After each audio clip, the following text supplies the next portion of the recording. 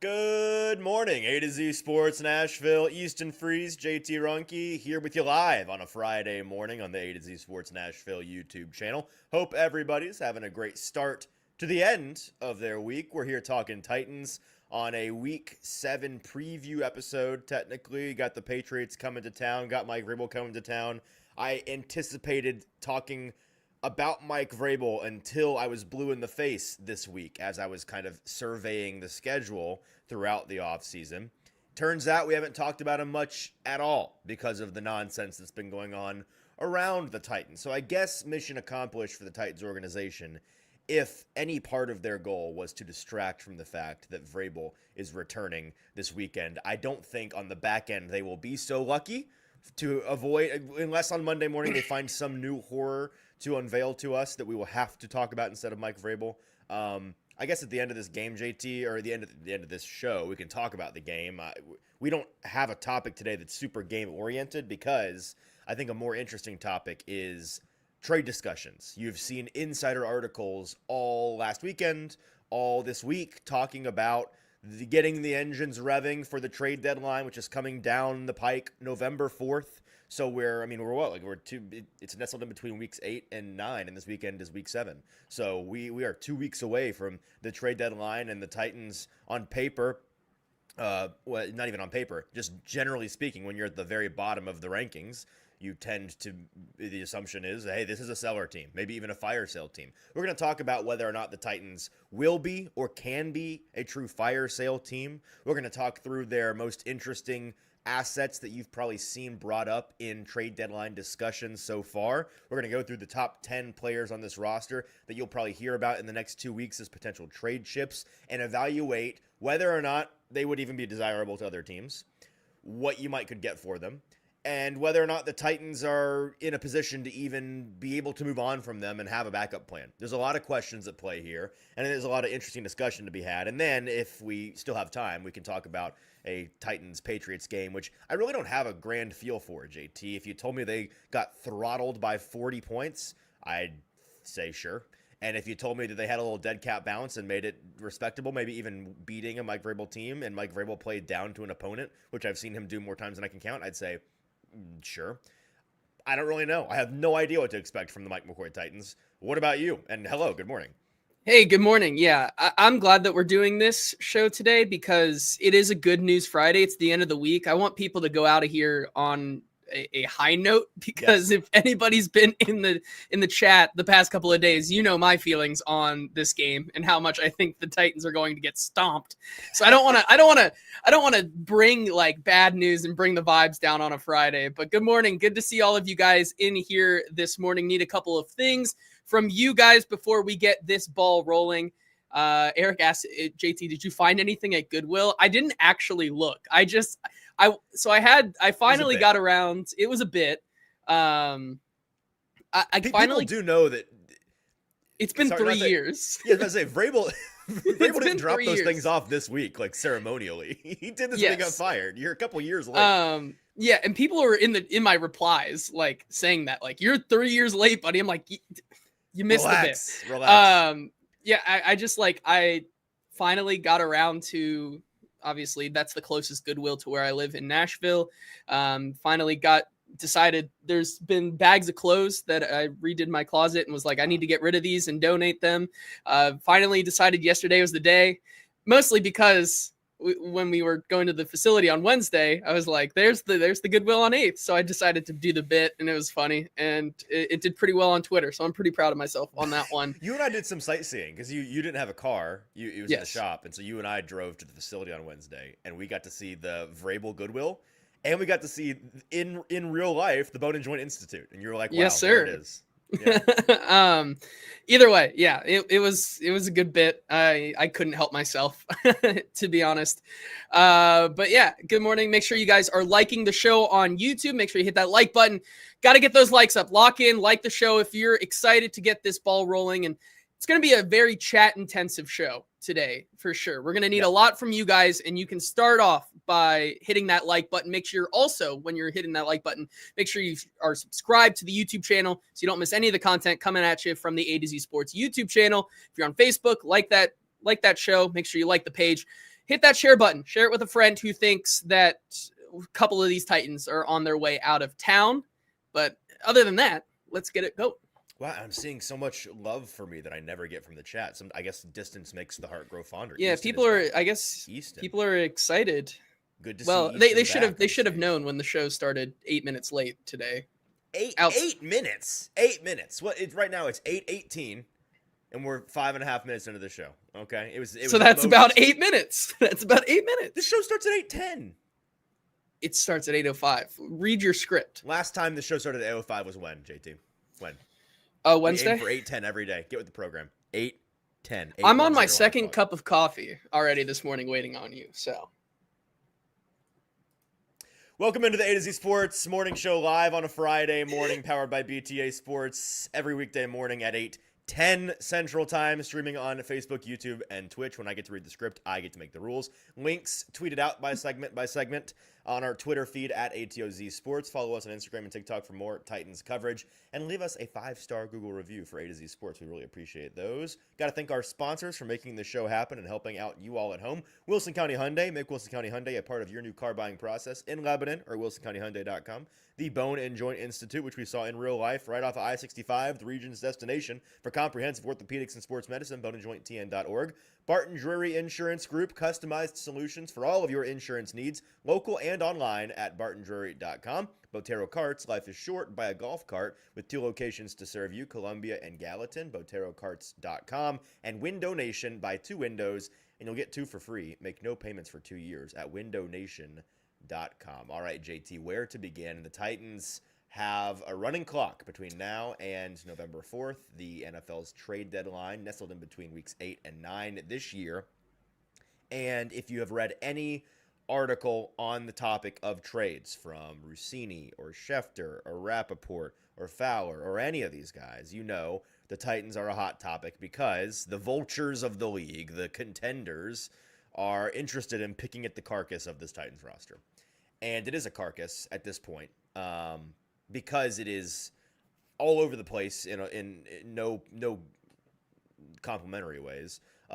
There's some value to be had. It's not like there's no players on this team that could be finishing pieces on some better teams.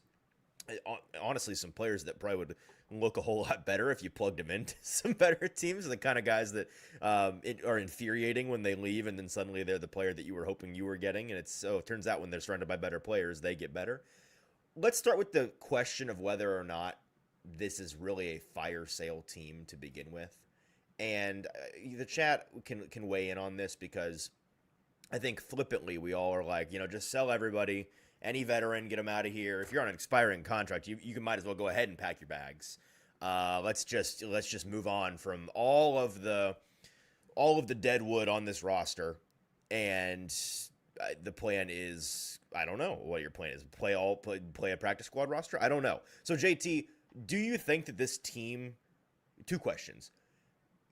Will they be a fire sale team? And can they, in your opinion, be a fire sale team? Yeah, it's a good question. First of all, a lot of people are saying that you need to turn up your mic or I need to turn mine down. Oh, okay. Because of I've seen this a bunch in the chat this morning. Easton, you need to turn your mic. JT is twice as loud. Jeff thinks Is this any better? Hello? Jeff thinks maybe I'm just yelling. That's called projecting. That's what you do when you maybe you can speak. just back your mic off a little bit because I can't really get mine any closer to my face. Okay. Either way, we'll see if we can fix that. The question. Tell me, question. JT, what do you think? It's a little better. Well, yeah, but I look ridiculous. It's like ASMR Friday morning radio. It's not good. There you go. Okay. Well, we'll fix that. Either way. Fire sale. Yes or no? Fire sale. No.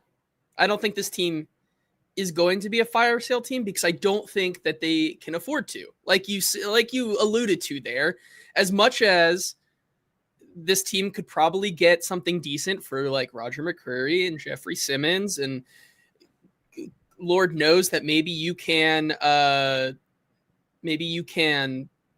turn a 2028 7th into a 2028 6th if you get rid of Tyler Lockett, maybe. But Oh goodness, you really that's one of the funnier that's things, man. The fact that I've seen Tyler Lockett's name in these are like, and this is not meant. I didn't intend for this week to be the Easton hates Tyler Lockett week. I don't hate Tyler Lockett, but I am tired of seeing him play for the Titans. I also think it's crazy if anyone is expecting him to be a trade chip. This guy was just floating out there, like he was drifting, available for any NFL team to pull up with their boat and just pluck him out of the ocean of available players in the offseason. This is not a guy that can be traded. And it's not like he's come here and then been like, because sometimes that happens. Like maybe a better example, Jihad Ward, right? Also available in that way. yes. But based on how he's played so far, you could squeeze a little bit of trade value out of him. Have we seen how Tyler Lockett's played so far? If anything, his value's decreased. That's fair. Yeah, but the broader point here is that getting rid of those guys, like, then you're going to have to be rolling out like Jalen Harrell, Marcus Harris, and everybody's favorite Xavier Restrepo on a game-to-game basis. Don't tempt me with a good time. And I asked the question, obviously people love the Xavier Restrepo hype, but I think put him out there for 30 snaps, and I think that goes away real quick. Yeah, probably, but I want to see it. Is that sixth or fifth pick, like the upgrade, the boost, the extra pick that you're going to get there, worth this team being even worse and more depleted than it is right now? Mm-hmm. I don't know. I obviously think no. And so that's why my answer is like, I don't think they can afford to, unfortunately. There's a few pieces. Adam says, yes, what do we have to lose? Being a actual NFL football team, like right. You cannot, as much as fans would love for them to just like forfeit the rest of the year and just wave the white flag and say, we're on, like, a lot of these players are still going out there because obviously this is their job and they get paid a lot of money to do so. Like, they're going to go out there and try to win because they want to. And as much as we want to sit here and say they don't have anything to lose, might as well get rid of them. Like, the players don't think that way. Well, more specifically, what you have to lose is Cam Ward's rookie season. Fair enough. We can't, just because we're all jaded and tired and want to mercifully end this season in the middle of October, which is just bonkers.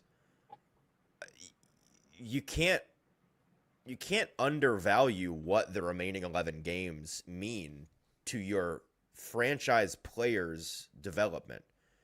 And you may not think that he's going to be a franchise star based on 6 games. I would say that that's extremely hasty of you.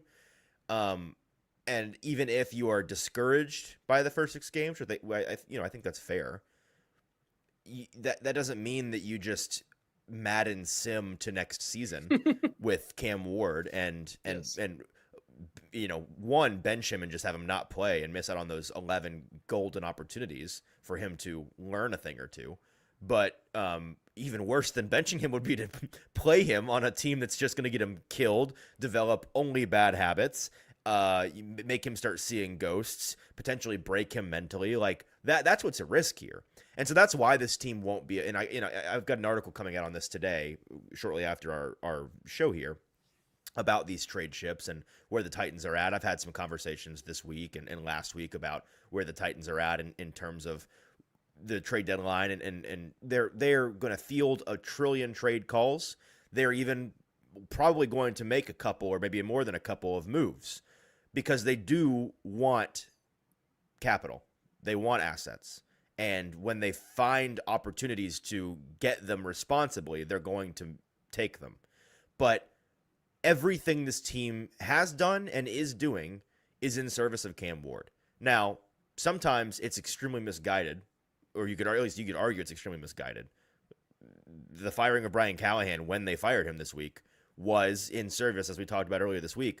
It was in service of Cam Ward. It was a quarterback-driven decision, and they can't come out and say it, but the reality is their quarterback looks like he's regressing through 6 weeks, and they can't let that. They feel like they can't let that stand, and they don't have a super awesome plan for why this change is going to change that, but they at least can say, well, we didn't just stand pat and do nothing, which is something, I suppose. It makes you feel better in the short term, maybe buys you some time narratively in the short term. Good luck going forward. And so I guess every potential trade, as we're going to talk about these 10 guys that I have listed in detail here in a moment, it all boils down to the question of is the return for X player more valuable than removing him from Cam Ward's disposal? And in a lot of cases on this roster, with some exceptions, but in a lot of cases, I think the variables in that question are, is this day 3 pick worth more than removing this starter from Cam Ward's team? And that's a tricky question to answer for a lot of these positions. And that's why the depth is also a thing. It's not just that the Titans don't have super valuable starters. It's that they are razor thin at a lot of positions. And there aren't a ton of positions where you have a great backup plan. And again, we're going to dive specifically by name into these different things and why we think certain guys could be moved and why certain guys maybe couldn't, or shouldn't, that is. But I think it makes you lean more towards defense, JT, in general on this list. I haven't counted, but the majority of these guys that I think are reasonable to consider trade possibilities are on the defensive side of the ball, because that less directly impacts Cam Ward, obviously. And there are a couple of specific positions on offense that have a little bit of depth that people's contracts, people's level of play at the moment dictates that makes sense. But in general, everything is done in service of Cam Ward. And you have to walk that tightrope of trying to get value for the future, wanting to be a draft and develop team, but not losing sight of the fact that Cam Ward has 11 games left to play as a rookie, and each and every one of them is incredibly, incredibly important to his future. Yeah, absolutely. And I agree that the defense, like, we're going to get into a lot of these. I think the names themselves are the idea of a lot of these players going out of this roster and going to other teams is fun to think about. And like, there could be some value there. Absolutely. But then you have to think, like you said, then you start going down the rabbit hole of like, who's the next man up? Ooh, I don't know if I can rely on that guy to then be the in-game starter and play 40 plus snaps. And then you think about, well, who's behind that? Ooh, like it gets worse and worse. And so that's the debate, I guess, and the decision you have to come to when you're talking about these guys. So I'm going to have you, JT, tell our friends about the Barton Jury Insurance Group. But first, we're going to ask the question so folks can get their answers in. Which Titans players, and I'll send this in the chat, which Titans player do you think is most likely to be traded this season? We're going to go through the 10 that I think you'll hear the most often brought up in conversations, and we'll evaluate each case after we ask which Titans player do you think is most likely to be traded in the next 2-ish weeks. Sending that in the comments now. JT, tell our friends about Barton Jury Insurance Group. Yeah, Barton Jury Insurance Group. Pulling it up right now. Customized solutions for all your insurance needs. You can go to bartonjury.com to find out more. They are truly a one-stop shop for both your personal and business insurance. Austin and Zach here at A to Z Sports. When you ask them about their experience with Barton Jury, had a number of different options and plans. The responsiveness, their experience with the service team was perfect, was awesome and amazing. And the level of expertise helped them make the decision that they needed to get all of the employees here at A to Z Sports their benefits, because we are stretched far and wide across the United States now. But they sell everything you could possibly imagine when it comes to your insurance needs. Employee benefits, 401k planning, life insurance, workers' comp, liability, auto, property, umbrella, surety bonds, all of those. They've got you covered, and they will help you find the one that fits best with you. They are local and strive to provide excellent service, but also they want to take the time to make sure someone understands their insurance policy. Also, if you if you call that number right there, 615-806-1265, and you say, hey, A to Z sent me, how can I save more on my insurance? Or you have a question about insurance that you need to grab from them, you are automatically entered into a prize winning of a jersey that A to Z will be providing. So you are entered into that giveaway. If you win, you'll have to pick a jersey of the player that we don't talk about today that doesn't get traded. So that would be smart, but you are entered nonetheless. Barton Jury Insurance Group. You can find out more, as always, at bartonjury.com. We're powered by BTA Sports, better for bettors, dominating the game with the BTA Sports app. Use the link in the description below to sign up for your 14-day free trial using BTA's machine learning analytics to inform your betting. It's for serious fans, serious bettors, BTA Sports, dominating the game. JT, I'll send you to the chat. We asked what Titans player is most likely to be moved in the next 2-ish weeks before the trade deadline on November 4th. What are people saying? Yeah, a lot of different options and answers here. Brian Callahan, hello, says Jeffrey Simmons and Chig. Okay. Good morning, Brian. Says which Titans player he thinks is going to be most likely to trade it. Eric thinks Arden Key is on the chopping block. By the way, I like the the prospect of Brian Callahan on his own personal YouTube using a sad picture of himself at a Titans press conference as his profile picture and not like a headshot. Yes. Yeah. Let's see. Ashley and Bork both agree that Arden Key could be one of the guys that is most likely on the move. Cristoforo thinks Chig is going to be on the move. I believe his government name. That's crazy. Ked here, I think he meant to say Ridley, but it says Idley. Idley's barbecue. Jeff Rubel also agrees that it is Ridley and then Chig. Chris says Jeff for a first. Tall Texan says Sneed. He'd still be able to play at an all-pro level with a competent team. D Good says Arden Key. Teams are always looking for pass rushers. Ked, he followed back up and got it right. Ridley, good job, Ked. Colin says Chig. Titans Kyle says Chig. Chris says Zeitler. Simmons. Amani Hooker. this one's crazy. He just got the benefit of the doubt that he did not see the contract news. Yes, because if you are uninformed, Monty Hooker just signed a big shiny new contract, so that would be crazy. Curtis says Key. Eric says Tyjae Spears, which is an interesting one. Sean also agrees that Spears is one. Andrew says Arden Key and Tyler Lockett. Chris says Key, Ridley, McCreary, and Spears. I'm surprised to see trade Spears. Amy. Trade Amy. Yeah, good luck with that. I'm surprised to see Spears' name amongst these answers. He is not somebody that's on my list. Pollard is on my list. We'll talk about whether or not I think it's actually likely, but he's going to be talked about. Do we really think that other teams are going to be interested in trading for Tyjae Spears, who has juice? There's no doubt about it. He's a player you want with the ball in their hands in space. When he's on the field, he is useful, absolutely useful football player. But he's not on the field very often. And he's certainly no workhorse. We're going to talk about that in the context of Pollard. I saw Nate Washington on Buck's show yesterday making the case that Spears should be starting, or at the very least have a significantly increased role in the running game, which I didn't listen to, so I'm not going to comment on his argument because I saw the headline. Didn't have time to listen to it. Sorry, Nate. But I'd be curious to know if this is like an anti-Pollard take or a pro Spears take. I'd imagine probably more a pro Spears take than an anti-Pollard take, because Pollard has looked good enough to garner attention from other teams. He's looked like a guy that's workhorse, might be strong, but he's workhorse-y, right? Like in terms of guys in the league that can handle starting heavier starting workloads at running back. You take a licking and keep on ticking. By the way, super side note, do you know that saying, right? Speaking of idioms, take a licking and keep on ticking. You've heard this before? Yes, okay. I have. Do you know what brand it's in reference to? What brand trademarked this? No, okay. The olds in the Titans media room yesterday were asking me if I knew what that meant and if I knew the reference, and I did, but I didn't know if I could speak for my generation. Surely people in the chat are screaming right now. It's Timex. It's Timex watches. So now you know. I don't know what a Timex watch is, so.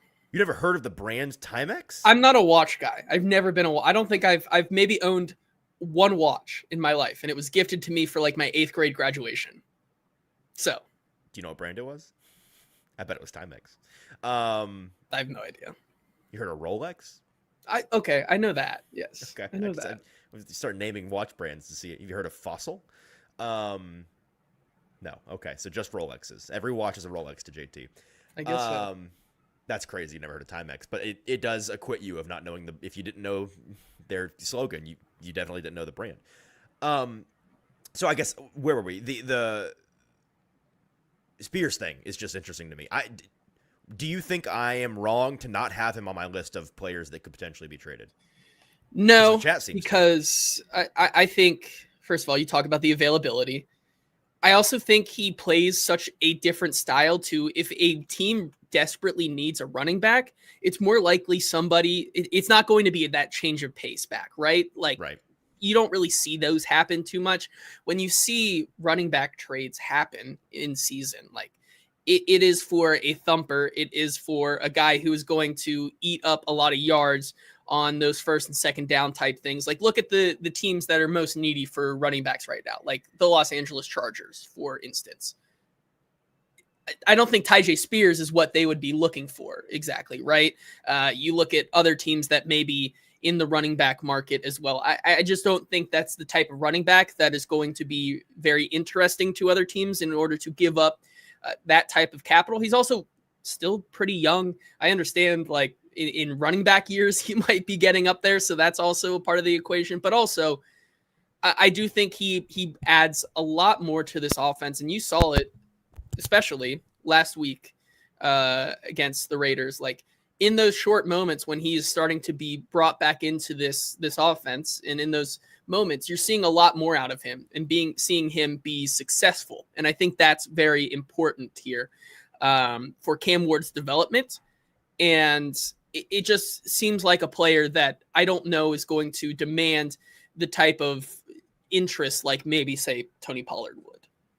I'm with you. Let's go ahead and get to our next ad read, and then I want to talk through the 10 players. I've got them ranked in descending order based on the likelihood, in my opinion, that they actually are moved. And so we'll go through all 10. We'll evaluate the case. We'll kind of ask it. We're not going to ask it formally in the chat, but we're going to lean on you guys to weigh in. And JT, as I'm kind of monologuing on these things, feel free to keep an eye on the chat. The questions for each are they tradable? Or are they desirable to other teams? What would you even get for them? And could the Titans afford to move them in terms of who would replace them on the Titans roster? So that's going to be the conversation. Before we get to the ad read, just to verify, JT, you can read an analog clock, right? Yes. Okay. Are we sure?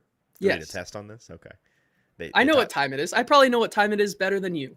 Well, because I show up to things on time. I don't have a whole lot. Yeah, well, yes, but it's a digital clock time that you know. Clearly, it's not an analog clock time that you know. Do you think they even still teach analog clocks in school? Like I used to have to do the hands and stuff in school. I feel like all of us did, but maybe not anymore. They used to teach cursive. We used to be a country. Anyways, let me tell you about our friends at Window Nation. Window Nation extended their deal through September into October. It is now October, but time is dwindling for you to get in on their best and most popular deal where you can save big this month by buying 2 windows and getting 2 for free. Make no payments for 2 years. You won't have to deal with monthly payments or a down payment or interest until 2027. This deal does end at the end of this month. It's Window Nation's most popular offer. It's their best offer. All you have to do is schedule a fast and free estimate now with the pros at Window Nation. Call them at 866-90-NATION. That's 866-90-NATION. Or go to windownation.com. Whether you have old, drafty windows or cheap builder-grade windows, now is the best time to replace them with our friends at Window Nation. Protect your home against the fall and winter weather coming, and it is coming. Starting to feel it in the air each and every morning.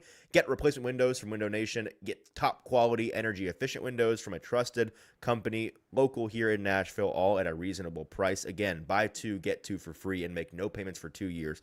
Call them at 866-90-NATION. Fast and free. Did I say free? Did I mention free? Estimate now with the pros at Window Nation. Also, shout out our friends over at BTA Sports. Once again, BTA, better for bettors. Gotta trust them because I do, and especially with Thursday Night Football last night, they helped me make a little bit of money when looking at Jonnu Smith props. Had a good day. I know you had a great day as well with the bets. Maybe with the seasons changing, our betting luck is too. And you got to get on board with BTA Sports. Use code ATOZ14 when you download the BTA Sports app to get a 14-day free trial. Again, 14-day free trial. If you don't use that code or our link, it's only going to be a 3-day trial before a weekly subscription of $9.99. Use the link in the show description or right below that title on Facebook. Smarter bets start here with BTA Sports. I like the energy. Our betting luck is going to change with the seasons. I'm confident of that. Let's start with the guy that I mentioned in this article as I don't know if you would call it an honorable dismention or a dishonorable mention, but I'm including them to emphasize that they're not being traded, and that's Jeffrey Simmons. Jeffrey Simmons is easily the most valuable player on this team. He is arguably, I would say, is the best and most disruptive interior pass rusher in the entire league right now. He is playing the best ball of his career right now. He'll be turning 28, I believe, this upcoming summer, if I'm not mistaken. So he is in the prime of his life. He's at a position that it's not a position that has an age cliff as strong as some others around the 30-year-old mark, and so you could see him aging gracefully.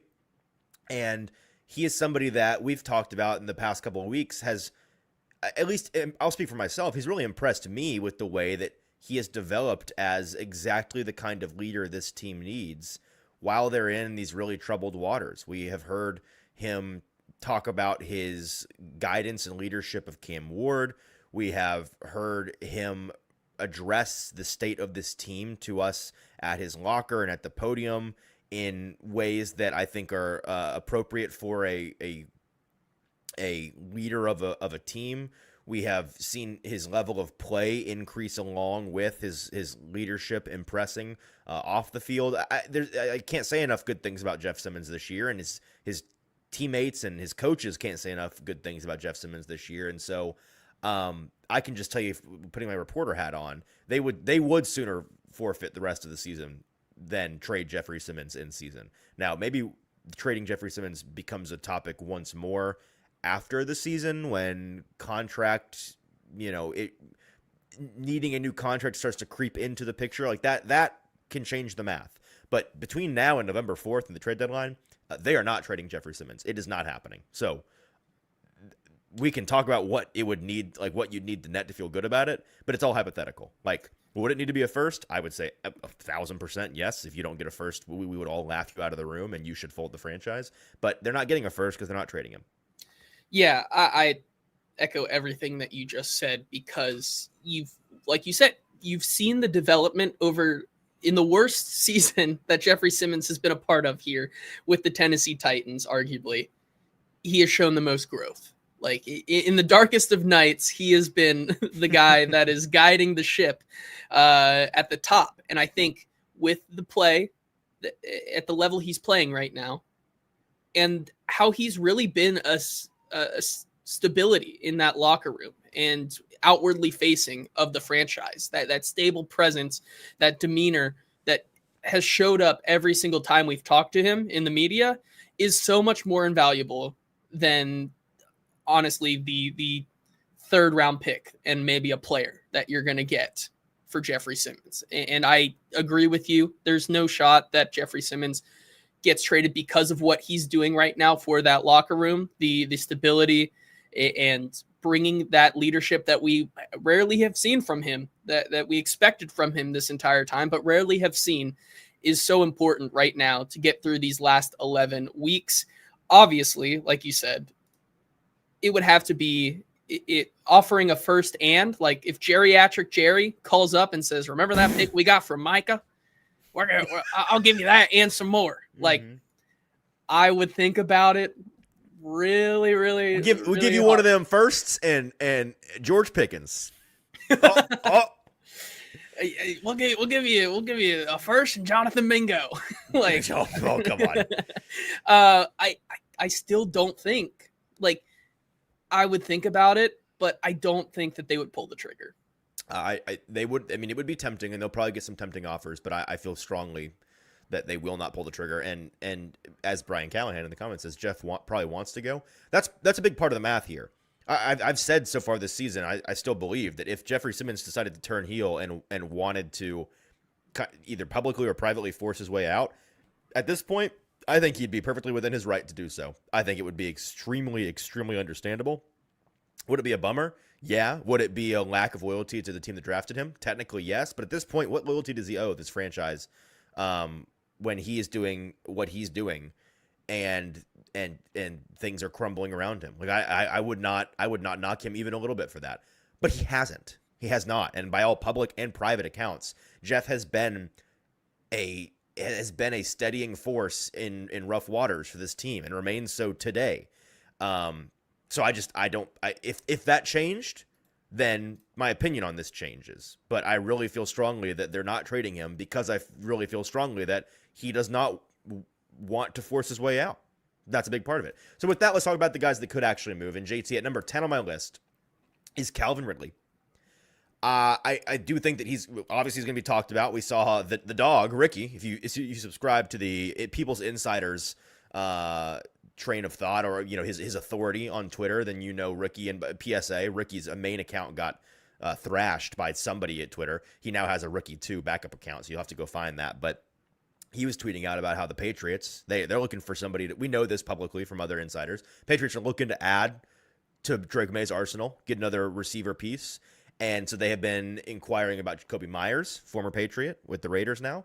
They apparently, according to the dog, have been inquiring about Calvin Ridley, which would be interesting. We know that the Patriots, as an organization, not Vrabel himself, but as an organization, they were heavily involved in the Ridley discussions when he was leaving Jacksonville in the first place. They were one of the teams that the Titans swept Ridley out from under the rug, swept the rug out from under them on Ridley. That's the right way to use that. So I wouldn't be surprised if they were really interested in either of those players. The question to me, JT, is back to our question for each of these guys. Can the Titans really afford to not have Ridley on the roster?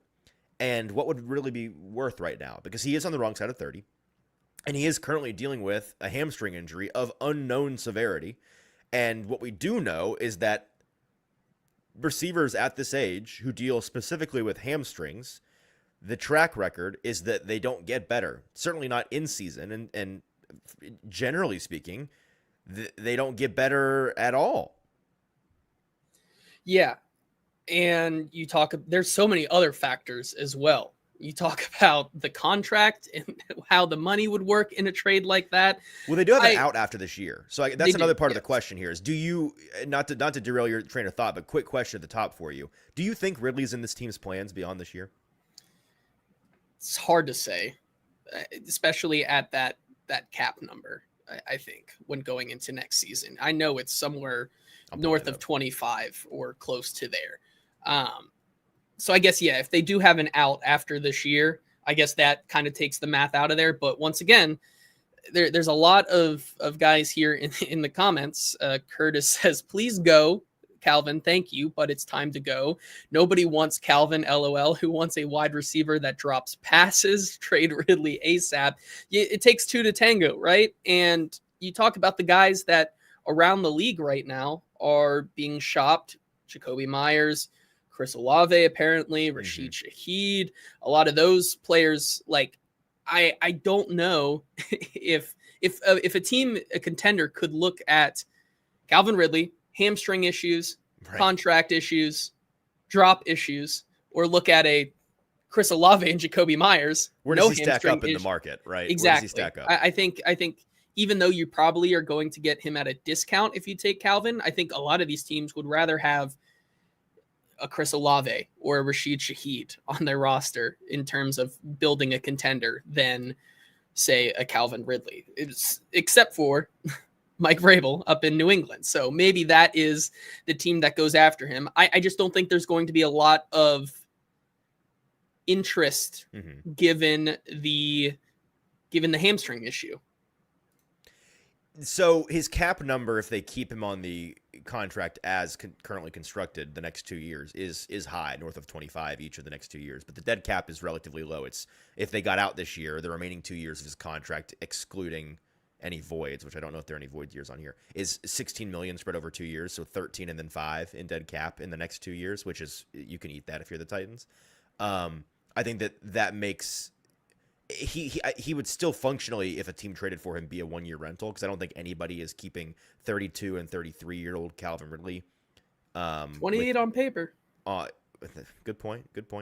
I don't think anybody is keeping that guy on this contract with a $26 and $27 million cap hit the next 2 years. So you'd be functionally renting him for 1 year and then maybe hoping to renegotiate or just move on. What did the Titans get for Hopkins when they traded him to KC last year? A sixth? They got a fifth.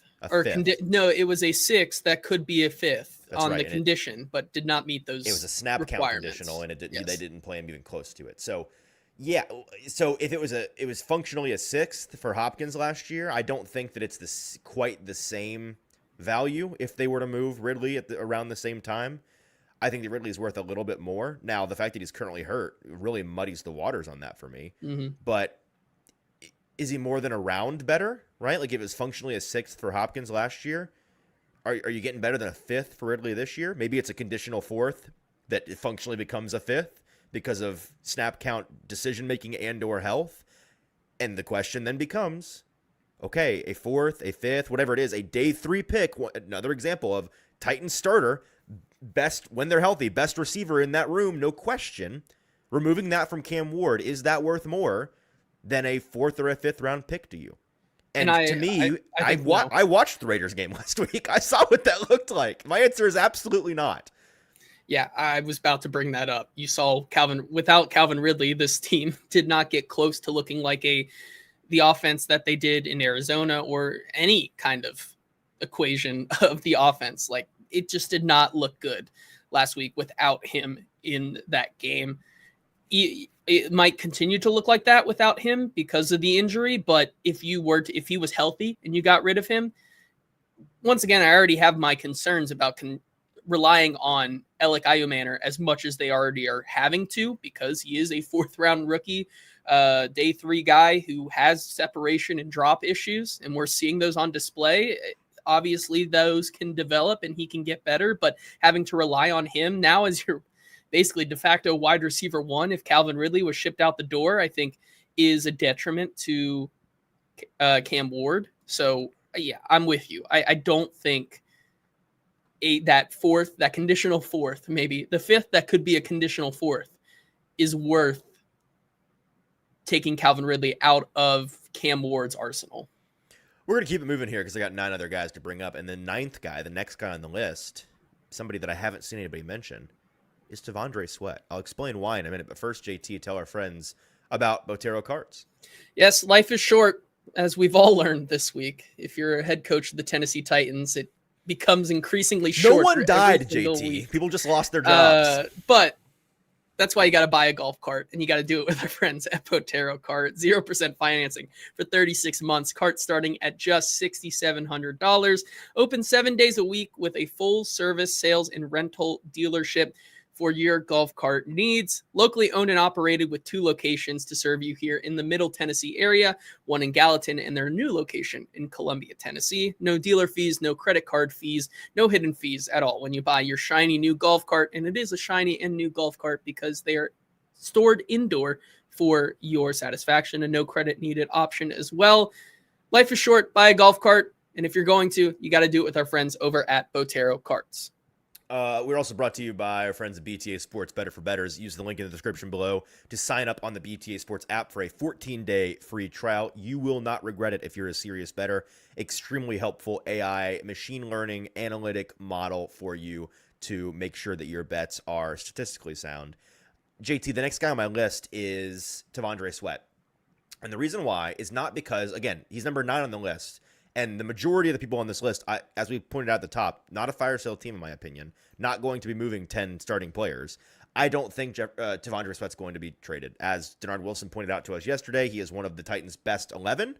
He is somebody that they're excited to have back off of IR this week. He has not technically been activated yet, but I am assuming in the next 24 hours he will be. And I think that he will play in some capacity this weekend. Now, he's a lineman who's been out for a month, a lot like J.C. Latham last week. The only way out is through in terms of getting back into football shape. You cannot, especially when you got a lower body injury, which both of them had, an ankle and it's a hip, an ankle and a hip.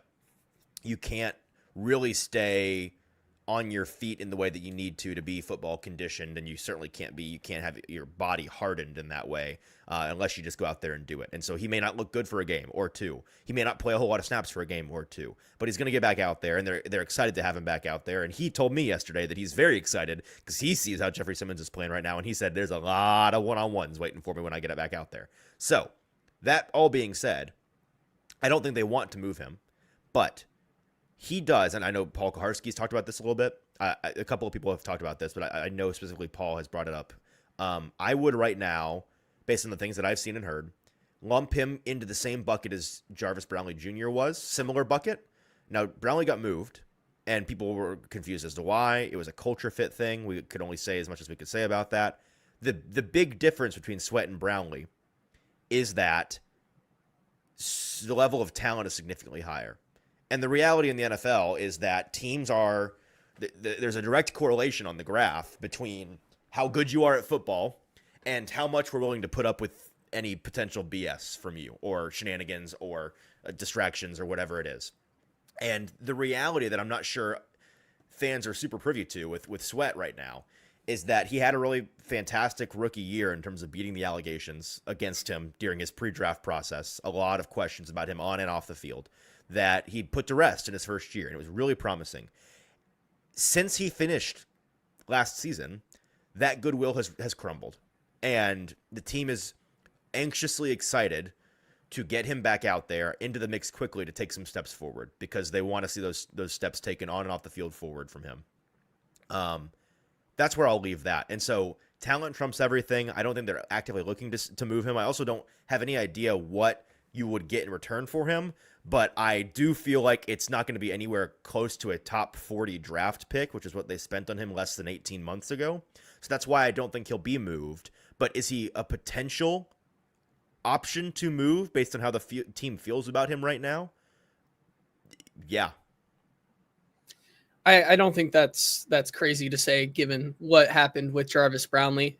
Obviously, you look at what he's done in one game for the New York Jets, even, still sometimes making those Jarvis Brownlee Jr. trademark type of plays, but obviously a guy who could still contribute on this roster. But obviously the writing was on the wall apparently for this team to move him before things started to get even more sour.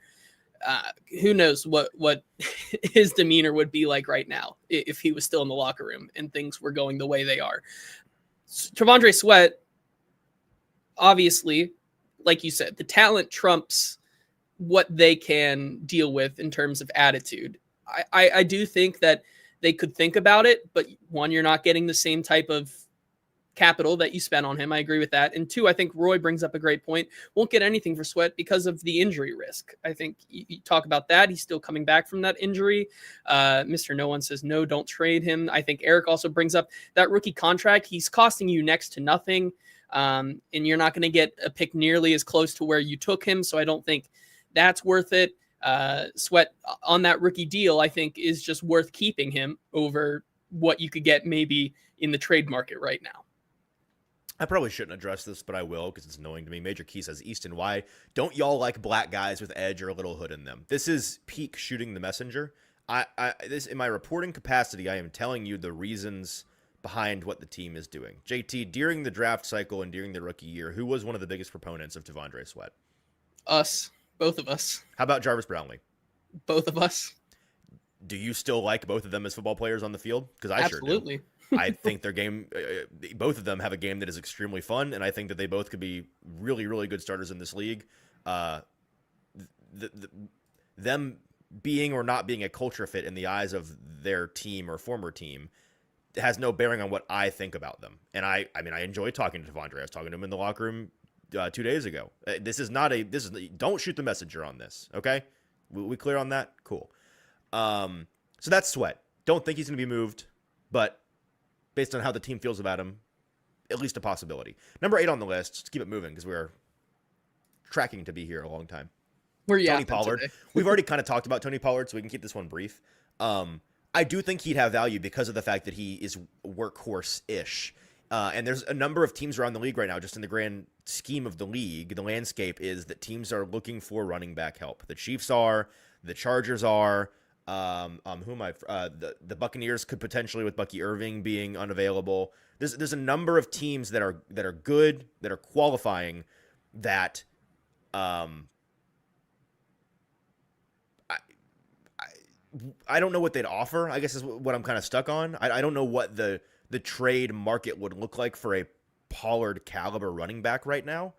But the biggest question for me boils down to, can you really remove Pollard from Cam? Because he specifically impacts Cam more than most on this roster. And if Pollard goes down or is no longer here, what does the Titans' run game look like?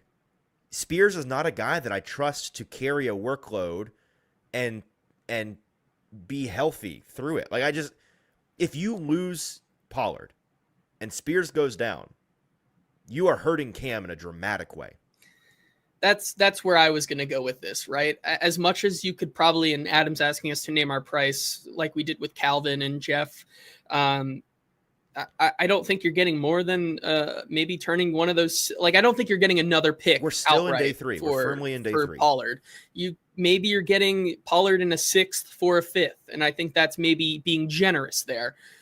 But like you said, I don't think, as much as Pollard could be an option for, say, the Chargers, I don't think it's worth it because of what you have behind him, right? I don't trust Tyjae Spears and then Julius Chestnut to be a good backfield to help support Cam. I think Tony Pollard is integral or, imperative to Cam Ward's success this season. And if you take him out of there, as much as I like Tyjae Spears and what he can do as a change of pace back, counting on Julius Chestnut to be that workhorse back is probably more detrimental to Cam Ward's development than, say, the day 3 guy that is going to be a rotational special teams player next year for this team. Yeah, as Brian Callahan in the chat says, Pollard needs to be replaced in the draft. And I believe that, it's very, very early, but I think if you asked the front office today, the answer would be we're absolutely planning on doing that. We want to go get a dude. And I think this is fair from Adam. Easton and JT, you should name your price for these hypothetical traits. If it were me, for Pollard, it would not outweigh the damage you'd be doing to Cam unless you're talking about a day 2 pick, which is crazy. Any team that would offer a day 2 pick, even a late, 97th overall draft pick for Pollard would be crazy to me. I would take it, but I don't think anyone's offering that. Yeah, I agree. Next on the list is Kevin Zeitler. Not another one that's not a super long conversation, but I think that he is increasing as we're going here. Each name that we successively list, I think, is more likely to potentially be traded, and he has been a good player on balance for the Titans. He's had some ups and downs this year, but on the offensive line, the best players have been their guards, and so that is a thing that, again, be very careful removing that from Cam Ward's disposal. That being said, if they, and I don't know how the team feels about this, but if the team feels good about the replacement level of any of the guards that they have at their disposal, maybe it's a Corey Levin, if you want to play him, or Blake Hance, somebody that is more of a veteran guard, or I'm completely Jackson blanking. Slater. Yeah, thank you. Jackson Slater's a guy that we think eventually will take over the job, but is he at a place where they're even remotely confident in him? I don't know. If they were, JT, I think Zeitler would make a lot of sense for some teams that are hurting. Again, the Buccaneers come to mind for teams that could really use some help on the offensive line. Yeah, the Chargers, by the way. Yeah, absolutely. I think once again, though, talking about price, I don't think you're getting anything for Kevin Zeitler. You're getting, once again, a 6th. Like, here's the problem, because a lot of these trades would upgrade you from your 7th round pick to a 6th round pick. Like, the Titans, correct me if I'm wrong, I don't think they have any more 7th round picks because they've already traded all of them. I think you're right. I think they've traded all of them and upgraded all their 7ths to 6th already. Like, you'd start talking about 2027s. This feels like one of the last stops for Kevin Zeitler. I don't think, after talking to him, he's one of those guys who is desperately gunning to, especially with signing for this team, knowing what he signed up for, gunning to be one of those ring chaser guys. I think this is someone who loves to play the game of football and found a spot here, a starting spot. It would be hard for me to say that it'd be worth it right now because he is not playing at the best of his abilities. Let's say he starts playing like the Kevin Zeitler of old again over these next couple of weeks. Maybe we can revisit that conversation, get Jackson Slater a little bit more development throughout the weeks in terms of that. But getting Blake Hansen there, who also has been injury prone, instead of full time, instead of Kevin Zeitler, it's not going to be worth, like, honestly, the 2027 6th that you're going to upgrade from the 2027 7th, right? Like, that's where I see that value. I don't think there is much value for a guy like Kevin Zeitler, unless maybe teams surprise me. I'm with you. The reason he's not higher on my list has everything to do with what you'd get for him, because I do think that he's one of the more tradable players, but I just don't think the value is the juice going to be worth the squeeze, and I lean no. I disagree with this entirely from Richard. Sorry, Kenneth, you threw up here. You don't think they can get a fifth for Zeitler? He's a solid guard. It's clearly you don't. I don't think he's playing at that solid guard level right now. So okay, well, fair enough. Richard says I probably lean a little bit more complimentary of him than it sounds like you do, but I still am not sure you'd get just straight up a fifth round pick for him. Maybe a team that's desperate. Richard says he would announce his retirement before being traded instead of being traded. I completely disagree with this. If you really think that if he had the prospect of going from what the Titans currently are to what the Buccaneers currently are, he'd say no to that? Absolutely not. I think that he would take that in a heartbeat. Yeah, I mean, once again, I it's don't. The other way around that I'd assume he'd want to retire is the prospect of being sent to the Titans. Yeah, fair enough. Stoney, resident O-line film guru here. Good morning, Stoney. Good to see you. Says you got to hope no one has actually watched him play this season, and you're good. So glad to have you on my team. Listen, here, he's not Stoney. been awesome, but he's even a starting level guard. Yeah, man. And again, I'll reiterate: who besides Skoronski has been better than him on balance this year? On the offensive line, I think Cushenberry's been fine. He's been fine. Has he been better than Zeitler? I think so. Okay.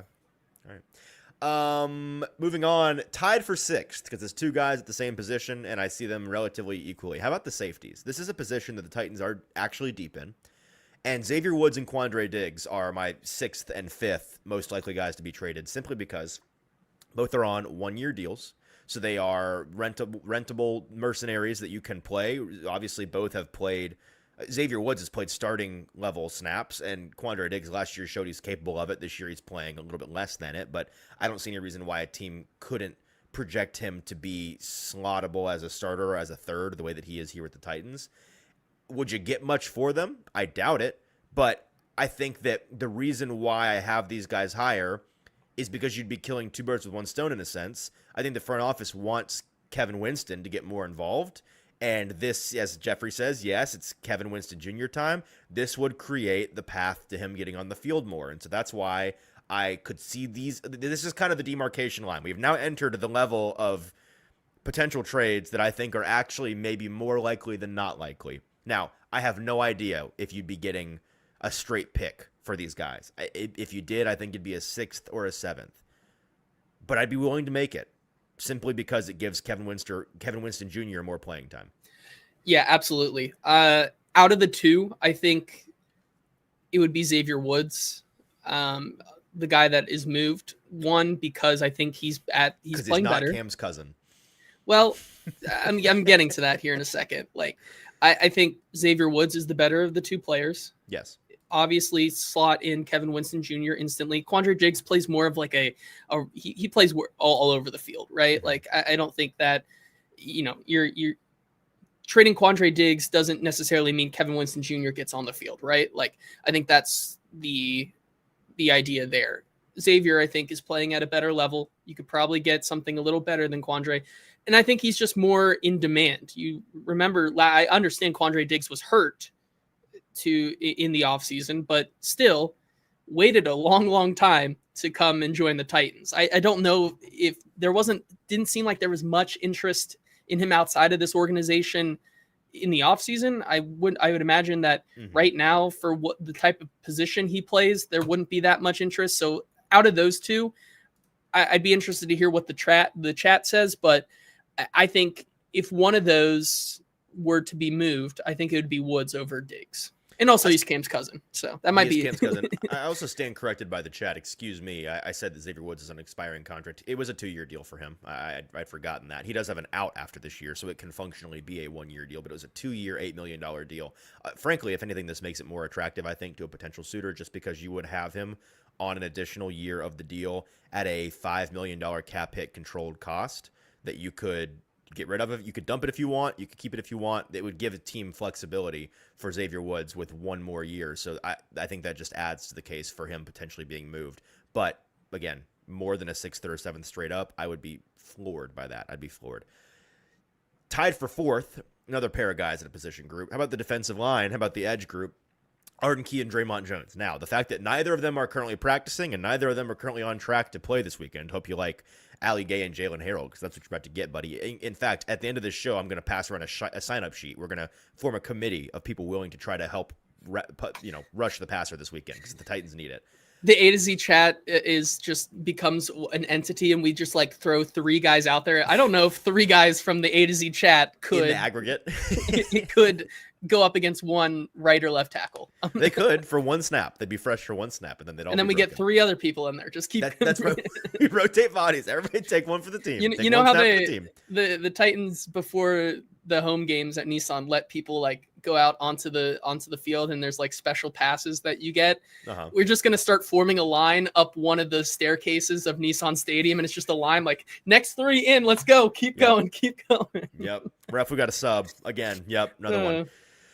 So with Arden Key and Draymond Jones, them both being injured complicates things, obviously, with the deadline looming. And as somebody in the chat, Jeffrey says, I just don't see us trading any edge players because we already have none. Fair enough, man. With Femi Oladejo being on IR, that does complicate things. Their injuries complicate things. That being said, we know that edge is and forever and always will be one of, if not the most desirable trade deadline positions. Even guys like Arden Key and Draymond Jones, who have been, let's be honest, mostly deeply uninspiring this year, still have value to teams around the league. And it's why you've continued already to see both of their names brought up. I believe they're both on contracts that are easy to get out of. I know Draymond Jones's was I don't want to speak out of turn this time, but wasn't his like a 1 year, $10 million deal? I think I'm pretty positive it was a 1 year. Yes. And then Arden Key's contract, is he up this year? I'm pulling this up. He is not up this year, but just kidding. He is up this year because it's all void after this year. So this is the final year of his contract. Both guys expiring contracts, both edge players that could be, or I guess teams could convince themselves they're finishing touches on a championship level defense. I could see them being moved. Again, if we're doing a name your price, 4th or a 5th round pick, I'd be interested. I don't think you're going to get that though, unfortunately. No, I agree. Yeah, like I would absolutely sell them. That would be the edge position tax is what it would be if you got a 4th or a 5th for those guys. That type of capital, if you got a 4th for one of those guys, I'd be running to the bank to cash that in. The edge group depth be damned. Okay. For those 2 guys specifically. So I just don't think that's close, but we'll talk. I'm assuming another edge guy is going to be on this list here in a second. That I think absolutely could be on the move. Well, you know what? He's not the guy that you're referencing. So if you want to make the case for him, now is the time. Oh yeah, I think Jihad Ward absolutely is a guy that more trade value than these 2 right now. Yes. You think? Okay. I mean, even though he was available like on August 30th. I think production plays a big factor into that as well, especially when you talk about the edge group. I'm surprised he's not on your list at all. I think that he's the kind of guy. The vibe to me is that he's who you want to keep around so that when you sell these bigger name value guys, he can still provide a floor of help Jeffrey Simmons. Like that's fair. I think somebody's got to stick around. There is that side of the coin. I think the other side is that you brought him in for nothing. You can get him for something, type of thing. I wouldn't be opposed if you got the right offer. And if you got a better offer for him than the other 2, then fine. Like, again, keep them, flip Jihad. I think that I'm with you on the production.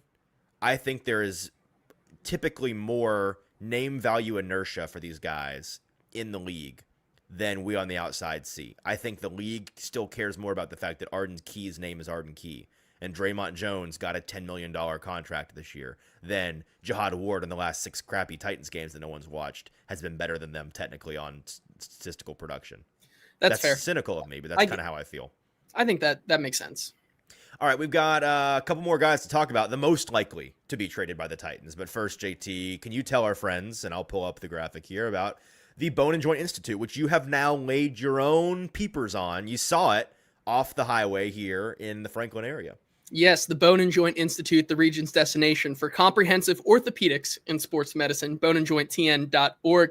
Whenever you get hurt in life, you have to know who to trust. That's why we trust the Bone and Joint Institute, which, like you said, located in Franklin, right off of I-65, looks like Hogwarts to me, honestly. Like, Okay. Easton was like, look at that building. I was like, what is that giant Hogwarts is crazy, castle-looking but building? It was the Bone and Joint Institute. it is kind and of up on a hill. I mean, it is elevated. Yes, so. and I mean, they have over a dozen specialists who can help you through any type of injury, and it is a state-of-the-art rehab facility that is inside that orthopedic Hogwarts. You said your initial reaction was, why is it so big? And I said, JT, because they have to fit clinic, testing, imaging, surgery, and rehab all in the same building. What are you talking about? All under one roof for your convenience, like you just said. So to schedule an appointment, go to boneandjointtn.org. Don't fumble your recovery. Do it with the Bone and Joint Institute. We're also powered by BTA Sports. Use the link in the description today to get AI, machine learning, analytics for your betting. It's going to make you a better. It makes you better. It is better for bettors to use BTA Sports. Dominate the game. Use the link in the description to 14-day free trial, courtesy of A to Z Sports. All right. The two guys at the top of my list who I think are the most likely to be moved. Number 2 is Roger McCreary.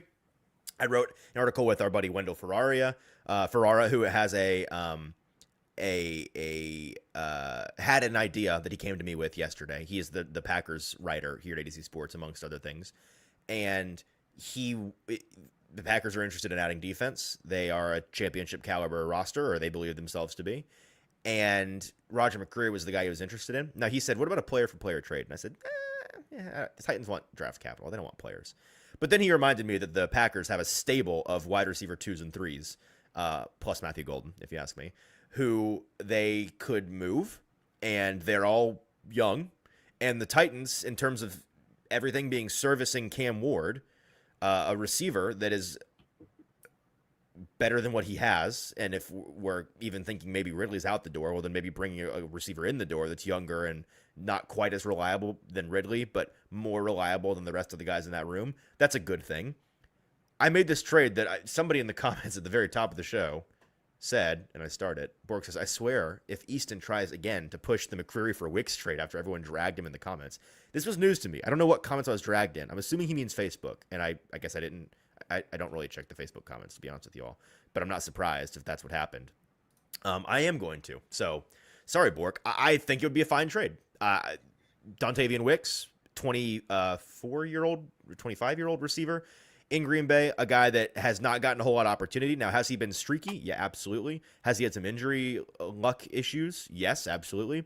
But I have watched enough drives of the Packers in my life that Dontavian Wicks kind of single-handedly takes over to say, yeah, the Titans could use that. Yeah, Cam Ward could use that guy. And if he got more of an opportunity, more of a role in Tennessee than he has in Green Bay, I'd be excited to see what that looks like. Now, part of this is because, and I'm not trying to maybe I am undercutting Roger McCreary's value. I don't think Roger's a bad player. Now, you may feel differently. He's on an expiring contract, and I don't think the tea leaves indicate he is in the future plans for this team.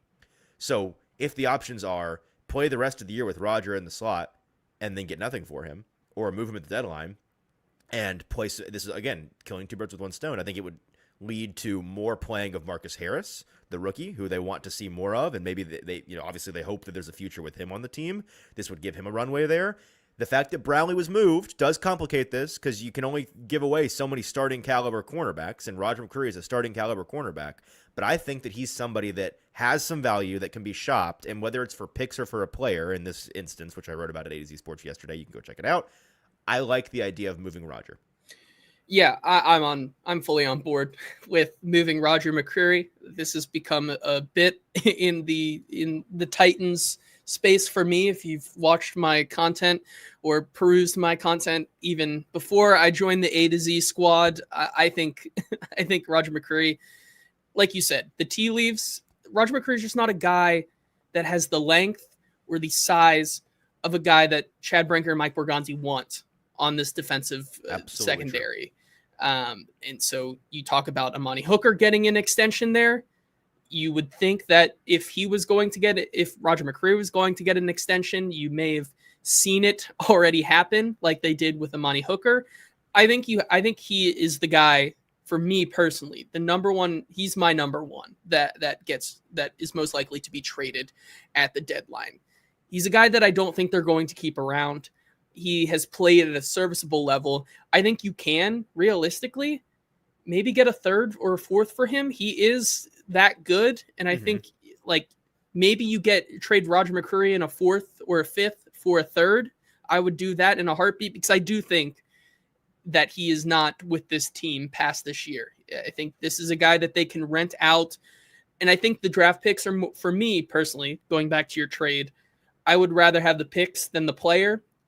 Maybe that's because, Dontavian Wicks out of that stable of wide receiver 2 and 3s is maybe my least favorite. Like, tell me you're getting Romeo Doubs instead, and I start to maybe think about that a little bit more. But get me the picks, maybe a day 2 pick for Roger McCreary, and I'm happy. People in the comments pushing back a little bit. Curtis says, Roger is good in his role, though. What happened to draft and develop? And Edward says, F the size part, Roger can play. Part of this is our opinion, and part of it is reporter hat reading the tea leaves, right? Yes. I agree. I agree. Roger can play. He's a starting caliber cornerback. Those guys don't grow on trees. I'm with you. And I like Roger. And I think that he's a very good nickel cornerback. It just, if this team has certain thresholds, if Chad Brinker and Mike Borgonzi's front office has certain thresholds that he does not meet, and he is, again, 11 games away from being a free agent.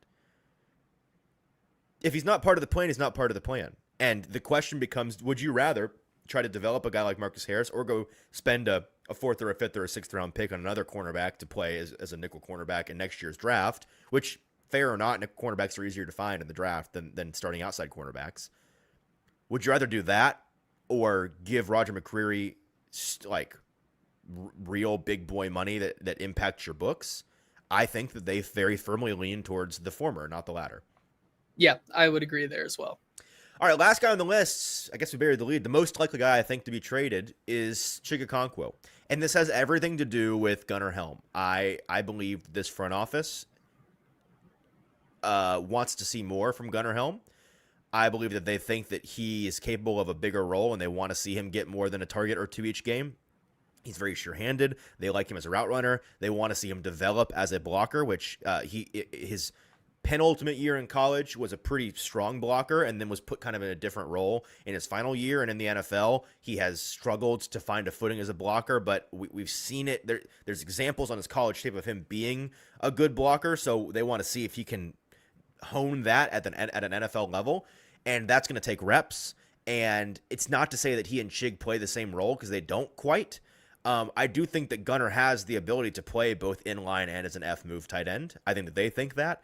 And moving Chig, who is a starting caliber tight end, obviously, somebody that I think a contending team could really use as somebody that is a safety valve for the quarterback, a constant get the guy the ball in space and let him get after it and, try to run guys over, which he does. Like the way that he plays is attractive to me. Now, I think I don't know what you'd get for him. I really don't.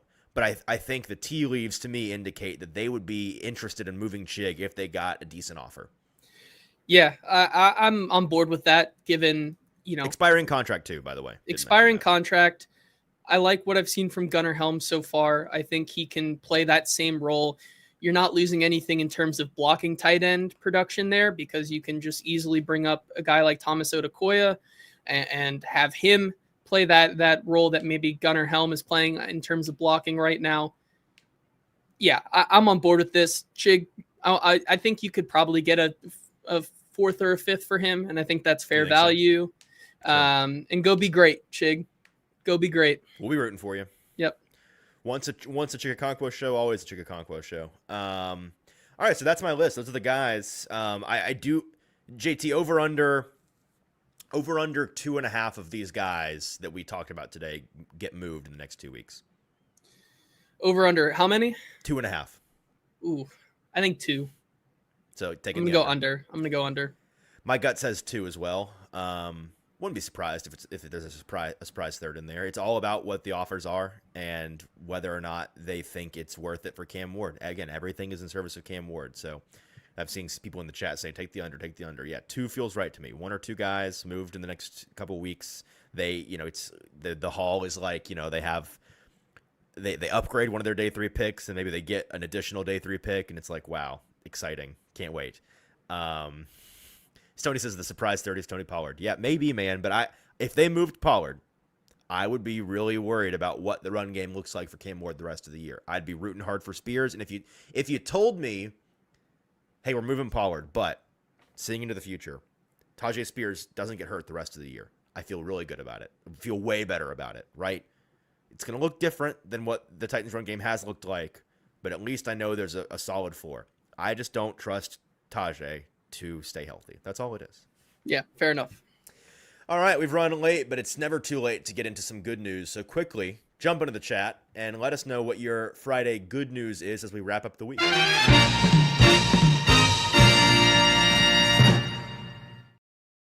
Shout out to our friends at WilsonCountyHyundai.com. Make them part of your new car buying process at WilsonCountyHyundai.com or in person in Lebanon. JT, I'll send you to the chat, or feel free to just share your good news, Captain Positivity. What's on your mind this week? Yeah, well, actually, going back to that tight end real quick, I had no idea. Did you know that Thomas Odukoya is now a Thomas Odukoya revenge game because he's part of the New England Patriots? Yes. I did not. I missed that Spilling somehow. all his state secrets to his old buddy, Mike. Either way, that's crazy. Let's get to some of the good news here in the chat as it rolls in. That's just something I had to look up. That was crazy. Let's see. Zachary says, good news. The Tennessee Vols band is playing for free in Chattanooga today. That sounds fun there. Are they playing UTC this weekend or something? Is that what's happening? Or are they just it's the third Saturday in October, buddy. Oh, wait. Yeah. Duh. Well, then what the heck are they doing in Chattanooga? I don't know. Okay. Either way, Eric Castillo says, good news. My birthday is next Wednesday, year 32 incoming. Happy early birthday there. Jeff Rubel, good news. Sharon Moore is awful as a coach, and Michigan is back to what they are, an 8-4 football team. Nice there. Also says, good news. Just passed my DOT physical for FedEx. Good. Hell yeah. Good Department job. of Transportation. Very, very good there. Let's see what else. What other good news? Bork says, double good news. Have the day off, and we finally get the Vrabel game out of the way so we can all move on. There enough, you go. Man. I feel you on that. Yeah.